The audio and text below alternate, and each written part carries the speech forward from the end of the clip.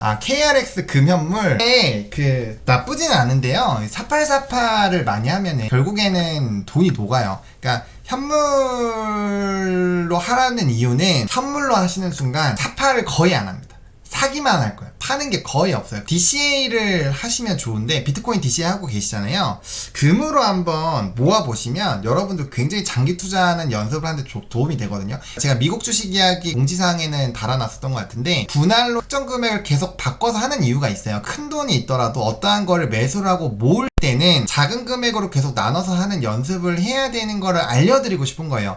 우리가 미국 주식 이야기는 제가 이미 단 한 달 만에 다 포트를 돈 넣어서 할 수 있게끔 세팅은 다 되어 있어요. 그럼에도 불구하고 제가 매달 조금씩 푸는 이유는 그렇게 매달 쌓아가는 연습을 해보고 한 1년, 2년 정도 해서 큰 금액을 모아본 사람이어야 나중에 큰 금액을 투자하고 할 때 DCA를 통해서 큰 금액을 매집을 할 수 있고, 매집을 하기 위해서는 우리가 기간이 필요하잖아요. 임박해서 사는 게 아니라 차트적인 움직임이나 산업이 움직일 때부터 매집을 하지 않으면 그걸 모을 수가 없거든요. 그러면 내가 어느 금액 정도를 모아서 크게 농사를 짓기 위해서는 기관 놈들처럼 이렇게 나눠서 미리 이렇게 매집을 해서 상승했을 때 온전히 누릴 수 있는 그런 거를 느끼게 하고 싶은 거예요. 예를 들면 로봇도 어쨌든 제가 남들이 로봇이라고 하기 전부터 얘기했잖아요. 로봇이 진짜 부가가 안 될 때부터 제가 로봇을 먼저 얘기했잖아요. 그러니까 이게 선순위로 가는 거예요. 왜냐면 그러한 작업을 해본 사람, 큰 돈이 들어가려면 한 번에 사면 그 티가 나잖아요. 그렇기 때문에 되게 나눠서 사야 되거든요. 그러려면 시간이 필요하잖아요. 그러니까 미리 알아야 되는 거예요. 현대차도 마찬가지죠. 그렇게 로봇이라고 했을 때 제가 저번에 그 댓글 보고 좀 되게 슬펐는데 어떤 분이 제 얘기를 듣고 현대차는 로봇이다라고 주변 사람들한테 얘기했는데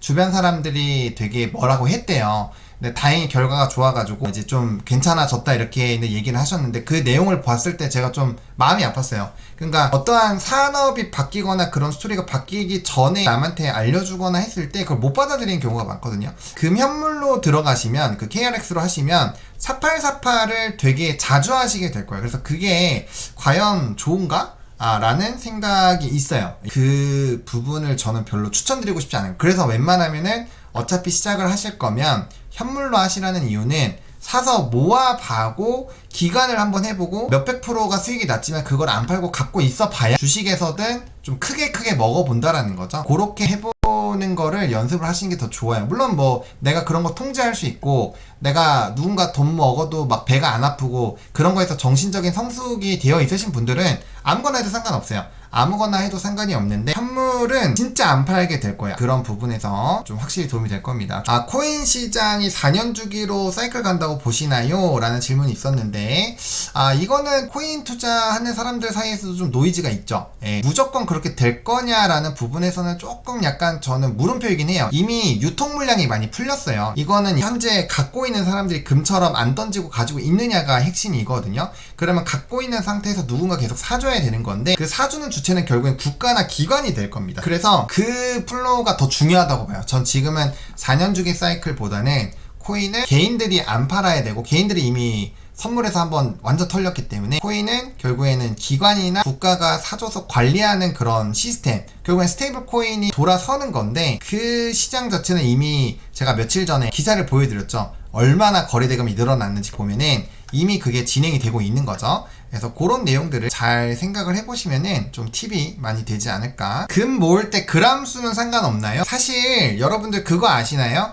금 골드바나 투자용 골드바라고 불리는 친구들은 금 가격에다가 플러스 세공비라는 게 붙습니다. 적은 그람으로 했을 때는 그러니까 예를 들어서 1돈짜리가 있고 10돈짜리가 있잖아요. 그럼 10돈짜리는 금 가격이 만약에 80만원이고 세공비가 그냥 5만원으로 임으로 잡게 5만원이라고 하면은 10개 사면은 금값 800에다가 세공비 50이 들어요. 근데 10돈짜리를 보시면 이 가격일 때 850만원이 된다고 했을 때 아마 820에서 830이면 살 거예요. 왜? 얘는 10돈짜리 만들 세공비가 한 번밖에 안 들어가거든요. 이 덩어리가 커지면 세공비가 높아지긴 하지만 그렇다고 막 10배씩 늘어나진 않아요. 많아봐야 막 2배, 3배 정도밖에 안 올라가거든요. 금 1kg가 제가 알기로 세공비가 70만원인가 80만원인가 그래요. 근데 그러면은 지금 금 한 돈의 세공비가 한 35,000원 정도 하거든요. 제 기억이 맞다면, 아직 안 바뀌었다면. 그러면은 20개를 살 정도, 그러니까 3.75 곱하기 20을 한 그람 수가 1kg짜리 세공비랑 똑같다라는 거죠. 그래서 작은 걸로 하면은 세공비가 많이 들어요.